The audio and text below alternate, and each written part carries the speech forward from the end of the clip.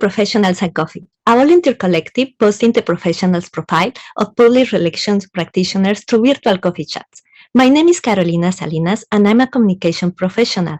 Today, I'm so excited to have Alastair Harris-Cartwright, Head of Marketing and Corporate Communications for Siemens Healthineers. And we also have our interviewer of Professionals and Coffee. She's Shivika Adwariu, an international student from the PR program of Seneca College. Welcome both of you to Professionals and Coffee. I will turn the microphone. It is all yours, Shivika. Thank you, Carolina. So Alastair Harris-Cartwright heads up corporate communications and marketing for Siemens Healthcare in Canada. He's a seasoned communications professional working in the field for over 20 years, leading communication campaigns for a range of corporate, healthcare, government, and consumer clients. His past experience includes overseeing corporate communication programs for General Electric, Visa, British Gas, GlaxoSmithKline, Waste Management, and the Corporative Group. His extensive media relations experience includes managing campaigns for the Queen's Golden Jubilee celebrations. Since moving to Toronto, Canada in 2008 from London, UK, he has led communications at the Ontario Journalists Institute, led communications for Canadian Stewards Alliance, and managed media and communications at Law Society of Ontario. So my first question for you, Alastair, is that you have worked in almost all sectors of public relations, including corporate, healthcare, government, and consumer clients. Can you tell me a little bit about your work experience journey? How did you end up as the head of marketing and corporate communications at Siemens Healthineers? Sure. Well, thank you very much for having me, and I've got my coffee with me, ready for this great chat. Like you said in a great introduction there, that I've been working in this area for over 20 years now. I started off in London in the United Kingdom, working in PR agencies. And I think that gave me a great foundation in terms of working for a different variety of companies from different sectors, anything from pharmaceuticals to financial, to the first online bank, to the first bank that was built to be a charity bank, and working on different government accounts as well, and then some healthcare accounts. So as the years went by and I moved from PR agency to PR agency in London, I kind of found that I had a natural bent for certain kind of sectors. And that's really kind of what led me to healthcare. I suddenly realized that it's interesting stuff. It gives me a warm glow at the end of the day, knowing I'm doing something that's actually helping people's health. And it's just fascinating. There's so many different aspects of healthcare. And really, I just kind of followed where the interest led me. So it's kind of like, where did my passion lead me? Where was I finding I was having the most joy every day? And that really led me really to focus more at the end of kind of my agency days in London in the UK, working for more healthcare organizations. And then once I moved to Canada, really focusing very, very much on kind of the genomics aspect of things at the beginning, and now working for a medical device organization at Siemens. Wow, that's really a great journey and a huge transition. So how was your transition from United Kingdom to Canada? Was it hard for you to land a job in Canada, despite the fact that you had great experience in your home country? Yes, it was pretty tough. When I first came over, and I had lots of information meetings with different people from PR agencies and in-house roles. One of the pushbacks I got a lot was, it's great that you have great experience from Europe, but you've got no Canadian experience.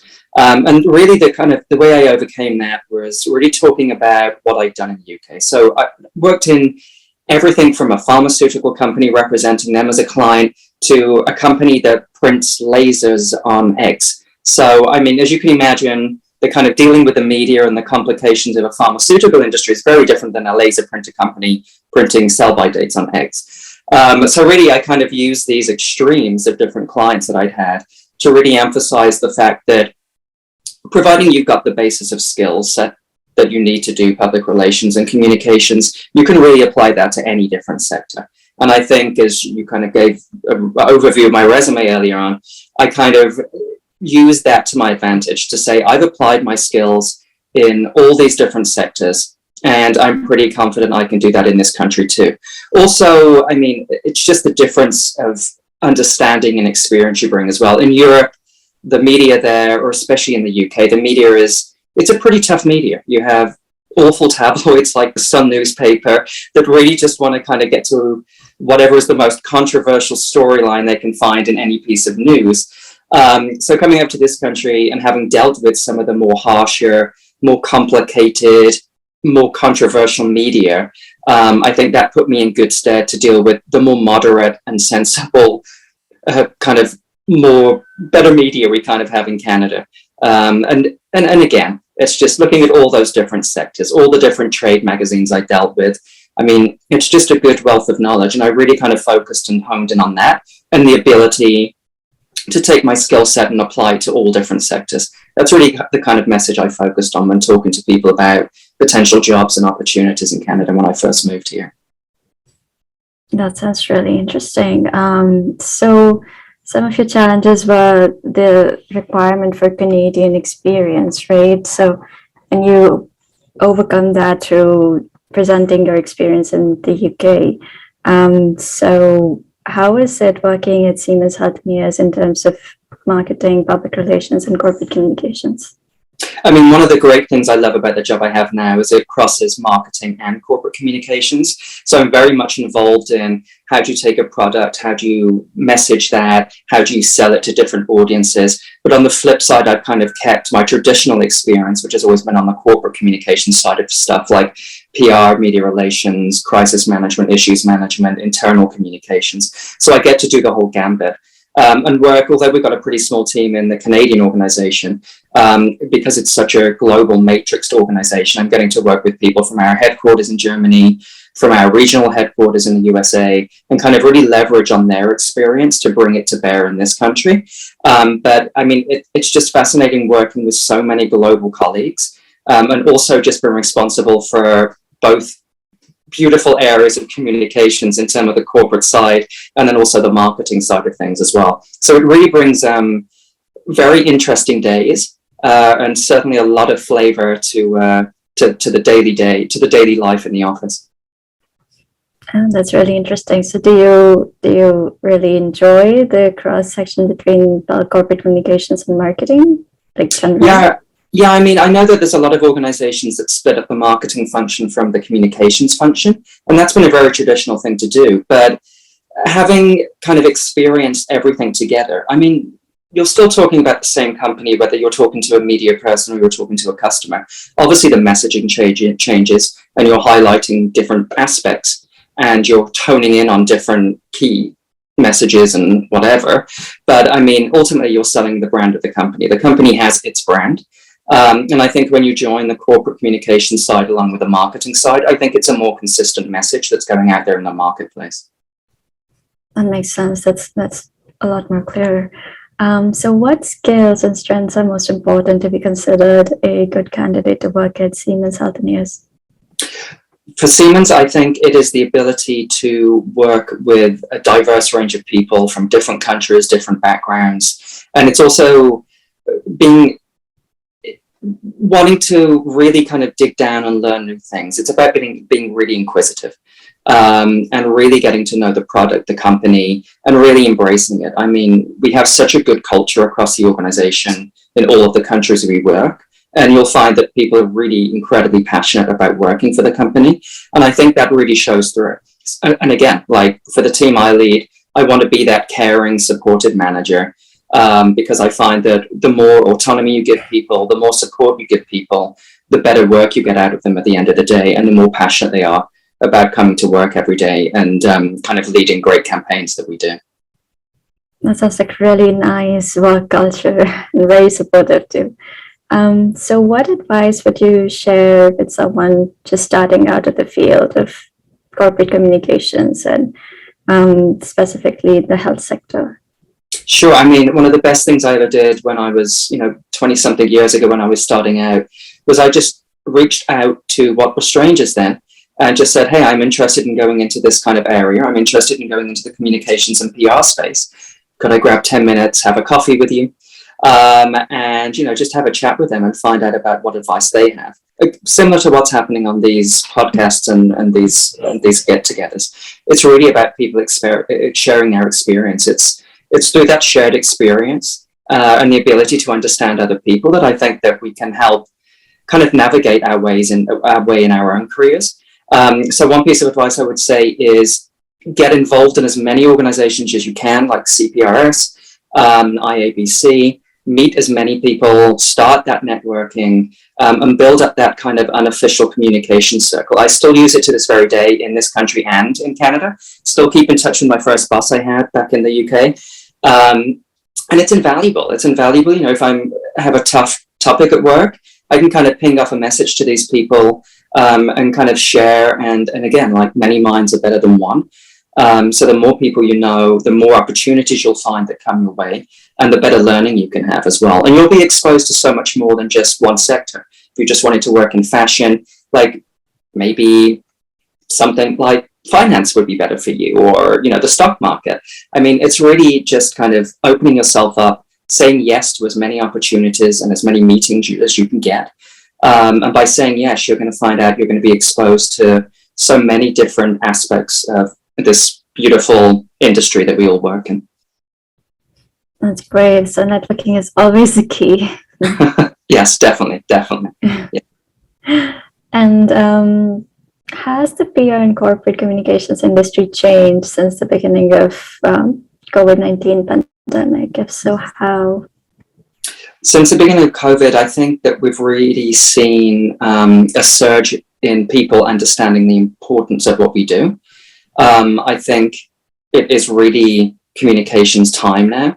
And I think the importance of communicators in organizations has only grown significant over the last 2 years. Not only have we kind of steered our organizations through the unrocky world externally with our customers and with our suppliers, but also we've really played an integral role as communicators in helping to keep our staff informed, keep them motivated, keep them connected when they're all working at home and so far away from each other.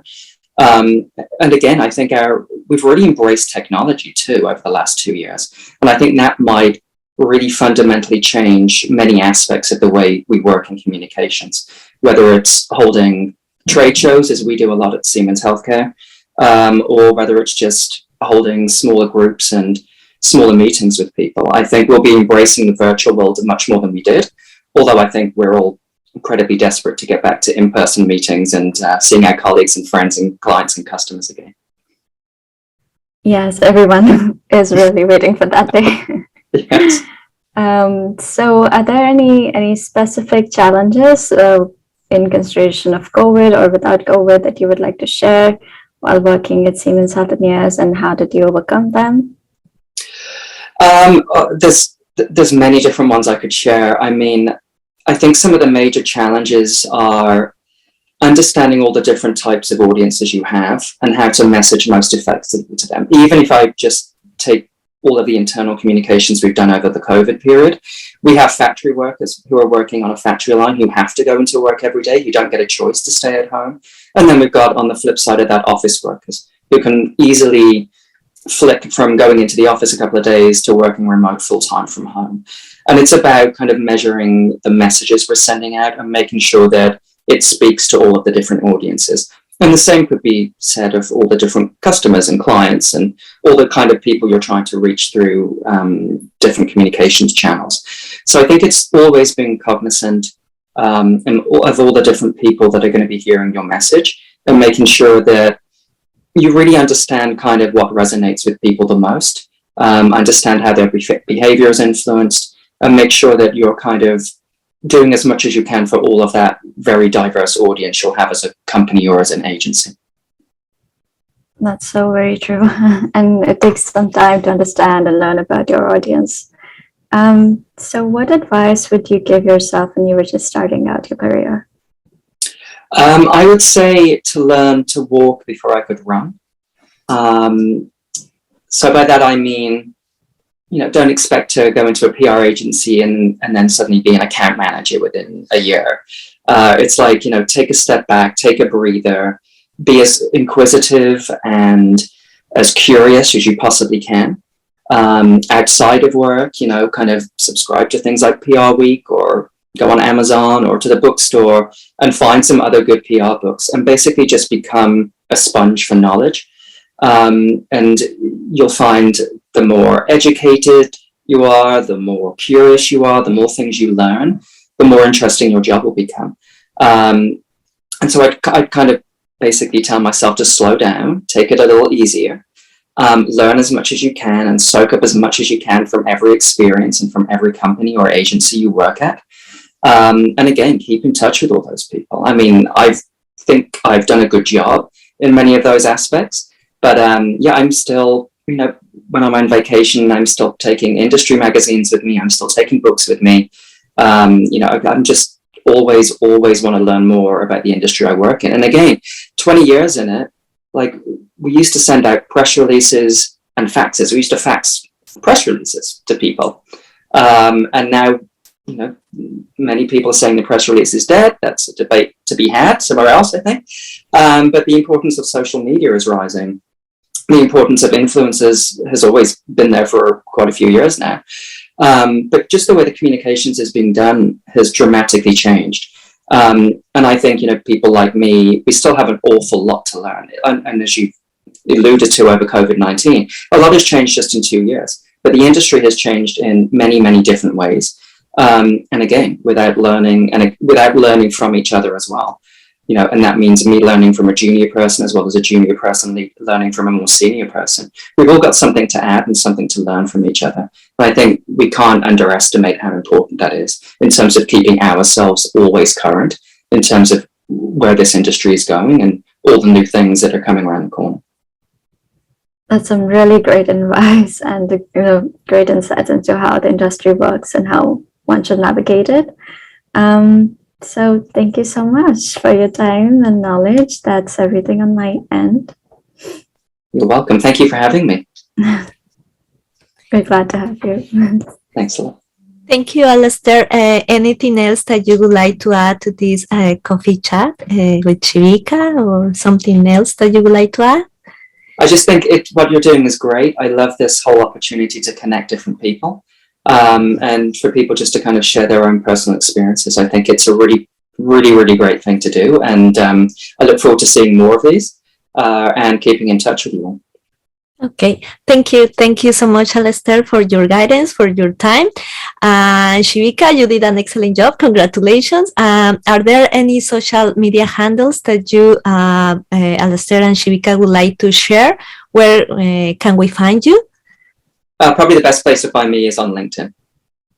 Okay. So you can just search my name on LinkedIn and you'll find me on there. Okay. And you, Shivika? Yes, you can find me on LinkedIn and Instagram. Okay. Well, thank you, everyone, and see you on the next Professionals and Coffee Chat. Don't forget to subscribe to our YouTube channel and to our social media channels, which are in the description below of this video. And please join us to do your own virtual coffee chat as Shivika just did today. Thank you, and bye.